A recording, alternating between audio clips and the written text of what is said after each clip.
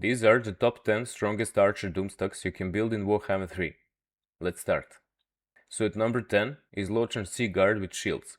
These units are hybrid of spearmen and archers with shorter range, however their biggest strength lies with their faction. Through high elf hero traits you can boost these units way above their tier 3 level, especially with Eltarion, who will also provide them with infinite ammunition and even more melee buffs like melee defense and armor. Attach a couple of resistant handmaidens and a light wizard, and you get an army that will serve you well until very late game. And with Eltarion's buffs, any siege will be an easy win, even it might take a while. This army is also incredibly strong in auto-resolve, thanks to very high melee defense and armor it can get. At number 9 we have Catherine Size Guard Doomstack. While their missile damage output is lower than other Doomstacks on this list, they massively compensate for it with strong melee capabilities. They also have solid control through contact effect they apply, slowing down approaching enemy units. This will provide them with more time to shoot, allowing them to soften up enemy forces before the melee starts. With the last Kislev's update, they lost some ward-safe Catherine used to provide them, but now they get more protection from range attacks, with 360 missile block chance. It's a nice buff, as you will usually do some friendly fire to the first line of Ice Guard that's locked in melee. Overall, Ice Guard is solid doomstack which can perform well even in late game, especially the anti-Lodge variant. Still, do not expect them to win against 4 full stacks of late game armies. At number 8 we have an army exclusive to Sisters of Twilight faction, the Hawk Riders Doomstack.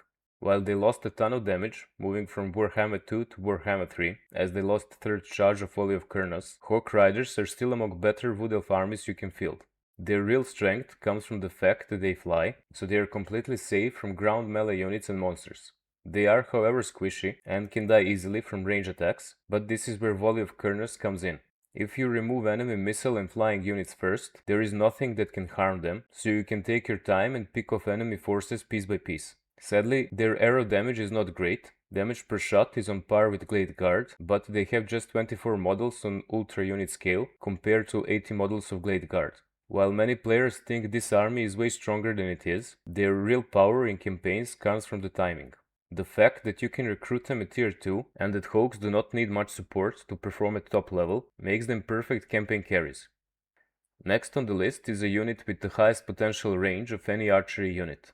If you like boosting units to an insane degree and shoot at 300 meters range, the Jade Warrior Crossbows can do just that. Starting at 160 base range, in Bashiva's faction they can very early unlock ancillaries, which provide them with plus 15% range and 4 armor-piercing missile damage. From Tao Yan they get another 15% range, plus 10% from Lord's Redline buff, potentially another 10% from Yao Yin, another 12% from Seitang, and plus 40% from Gate Master's ability Wall Veteran. Once everything is stacked, you can get them to fire at the artillery range, and they actually do solid damage.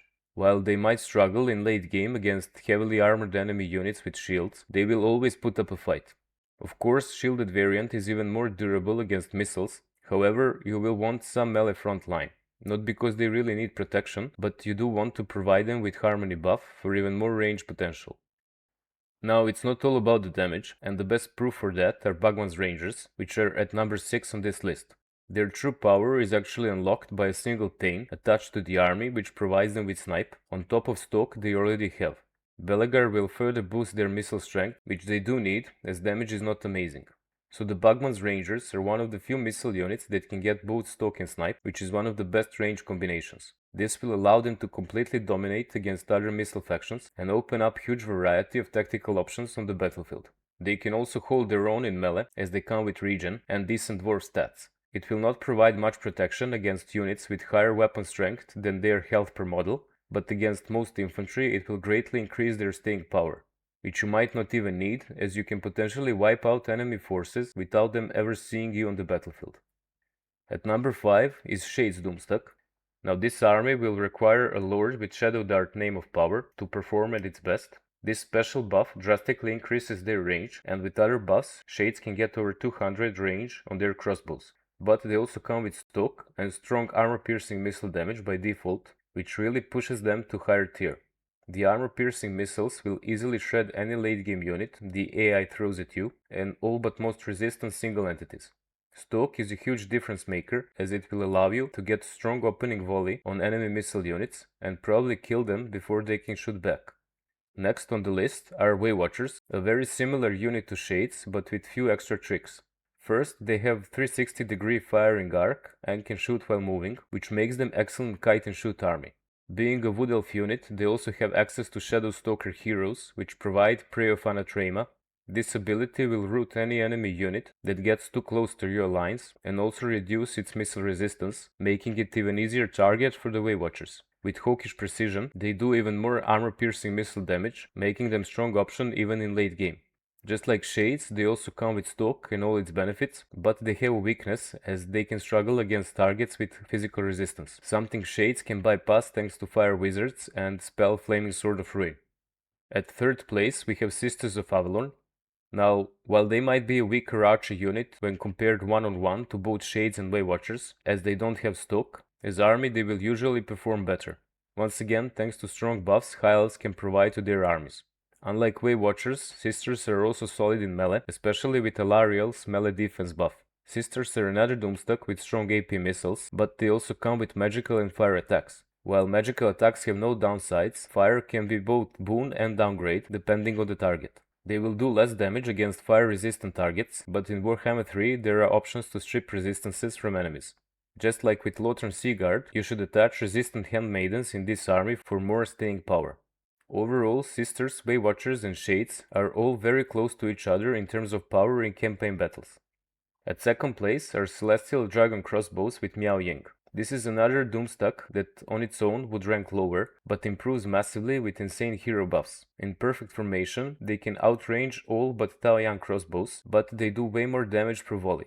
They fire 2 armor-piercing arrows per shot. They also have more armor and health, meaning they can take more punishment, and with Alchemist you have option to make all of their missiles do magic damage. In Miao Yin's army, they also have more range and reload speed, plus they are insanely strong in auto-resolve due to their high armor and decent melee defense.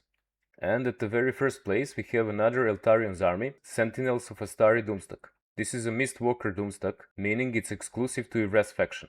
Now on paper they are decent long-range archers with slow reload speed. However, their real strength comes from mirror abilities they can get from Atel Tamara, a unique campaign mechanic for the Yvres. Probably the best one is Ethereal, which removes all of their armor but provides them with 60% physical resistance, and with other buffs it can be even higher. Other mirror abilities can provide them with regen, melee attack and defense, but also extra powder for even more damage. And of course, being a High Elves Doomstack, they also have access to all hero buffs and magical attacks if necessary. But on top of that, they also come with Shield Breaker contact effect on their missile attacks, which reduces the chance of enemy units to block their arrows. And also in Eltarion's army, they can get infinite ammunition and stock, which further boosts their potential on the battlefield. Overall, Sentinels of Astaril have so many options that they can easily outperform other Archer Doomstacks even in the niche situations. So these are the top 10 strongest Archer Doomstacks in Warhammer 3, and as always feel free to agree or disagree in the comments, and point out your favorite Archer armies. See ya!